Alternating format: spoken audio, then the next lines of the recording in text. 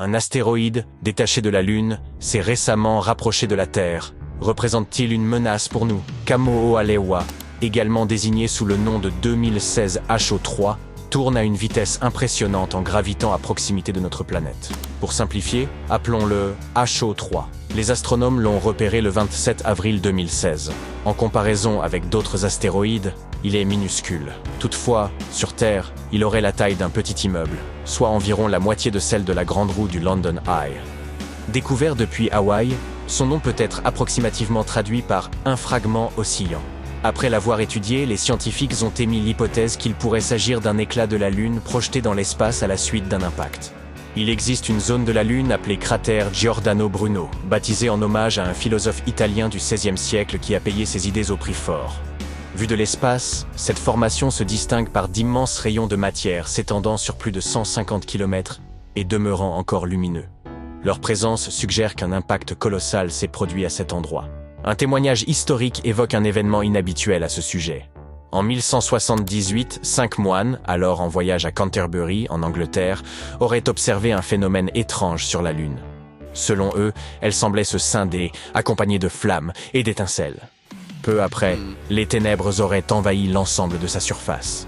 Au XXe siècle, des scientifiques ont mis la main sur ces archives et ont supposé que ces moines avaient observé la formation du cratère Giordano Bruno. Cependant, il a été découvert par la suite que ce cratère datait d'environ 4 millions d'années. Heureusement, car un tel impact, s'il s'était vraiment produit au XIIe siècle, aurait engendré un véritable chaos sur notre planète, en provoquant une gigantesque tempête de météores.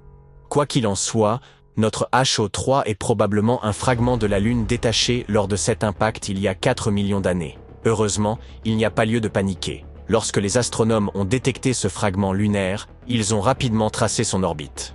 Il s'avère qu'il ne nous percutera pas dans un avenir proche. Il sera notre quasi-satellite, pour au moins 3 siècles de plus, ce qui signifie qu'il suivra une trajectoire autour du Soleil, restant proche de la Terre sans entrer en collision. Son orbite, toutefois, demeure chaotique. Elle semble suivre un mouvement circulaire autour de notre planète, avec des oscillations constantes, se rapprochant et s'éloignant, montant et descendant. Et au XXIVe siècle, son mouvement deviendra encore plus erratique, adoptant une orbite en fer à cheval qui l'éloignera progressivement. HO3 pourrait-il un jour entrer en collision avec la Terre? Peut-être. Mais un tel scénario pourrait se produire dans des millions d'années, lorsqu'il pourrait quitter son orbite actuelle pour entrer en collision avec la Terre, Vénus, ou même le Soleil. Il pourrait aussi être totalement éjecté du système solaire. Bien qu'il soit l'un des astéroïdes les plus proches jamais observés, il reste l'un des plus petits et des plus stables. Cette découverte ouvre également des perspectives fascinantes concernant la vie dans l'univers. Il apparaît que des roches peuvent voyager entre les corps célestes. Certains avancent l'hypothèse selon laquelle la vie pourrait s'être répandue à travers l'univers en voyageant sur ces roches, tel un taxi spatial. Ou, du moins, les éléments essentiels à la vie, comme le carbone. Peut-être que la vie est même parvenue sur notre planète en faisant du stop sur des roches provenant de Mars. Bien que HO3 ne porte probablement pas la vie, le fait qu'il puisse voyager pendant des millions d'années, transportant la matière tout en restant intact, vient renforcer cette théorie. Les astronomes envisagent d'envoyer un engin pour étudier HO3. En 2017, un groupe d'étudiants a suggéré d'utiliser un vaisseau spatial pour cela. L'administration spatiale nationale chinoise projette d'envoyer une sonde robotique vers HO3 aux alentours de 2025. Cette sonde devrait s'y rendre, récolter des échantillons, puis les ramener sur Terre pour analyse. Malheureusement, cet astéroïde est invisible à l'œil nu. Avec un diamètre d'à peine 130 mètres, il serait trop petit et trop faible pour être observé sans un télescope puissant. Cependant, il existe un autre astéroïde qui sera visible et promet d'être impressionnant. En 2029, un astéroïde de grande taille passera si près de la Terre qu'il sera visible à l'œil nu. Ne manquez pas cet événement car il s'agit d'une occasion unique dans une période de 1000 ans.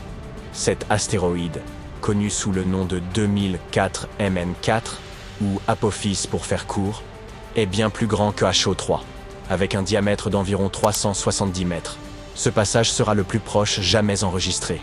Cet astéroïde avait d'ailleurs provoqué une certaine panique en décembre 2004, car il existait une probabilité de 2,7% qu'il percute la Terre en 2029. La peur s'est alors emparée de nombreuses personnes. Le nom même, Apophis, fait référence au serpent maléfique de la mythologie égyptienne, une créature gigantesque combattant le dieu Ré et cherchant sans cesse à engloutir le soleil pour détruire le monde.